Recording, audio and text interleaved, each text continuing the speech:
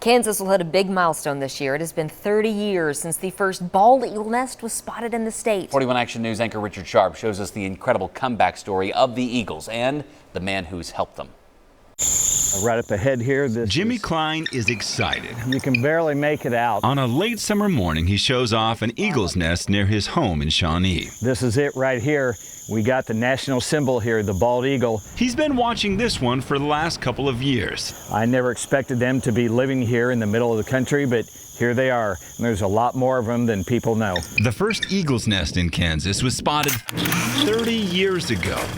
Back then, wildlife officials were more than excited. The man on the left in this picture, Mike Watkins. Anybody who looks at a bald eagle is obviously in awe of its power and its strength. Fast forward 30 years and Watkins is still helping eagles. It's not too bad. I mean, it's good. This spring, he was banding baby eaglets by Clinton Lake near Lawrence. We can actually weigh him right before we send him up.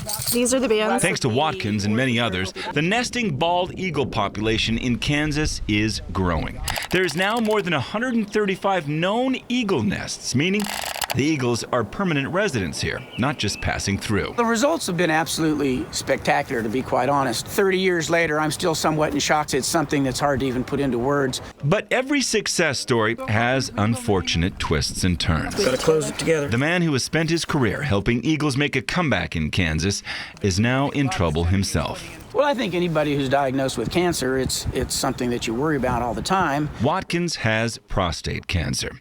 He's had surgery and radiation. It's a tough ride. It is a roller coaster. His wife of 37 years is also a wildlife specialist, a park manager. Spread the band. They both say that seeing an endangered species come back from the brink of extinction gives them inspiration and determination. He's had the right attitude all along. I'm just going to fly like an eagle. I'm going to push forward. I'm going to make a comeback like they have. And I plan to be here tracking eagles for the next 10 years. Less than 2 weeks after radiation, Watkins is back with the eagles, trying something that has never been done in Kansas, transplanting a baby eaglet. One survived the storm that toppled the tree its nest was in. We are going to try to take this bird and put it back in the nest with the two eaglets that are already in it. They are sneaking it into a different nest in hopes the mama eagle will raise it as her own. This is a great opportunity because the eaglets are close in age. Very good chance that the adults will take care of it and raise it as their own. It worked. The eagle was successfully transplanted and is doing fine. And it's recovered quite well.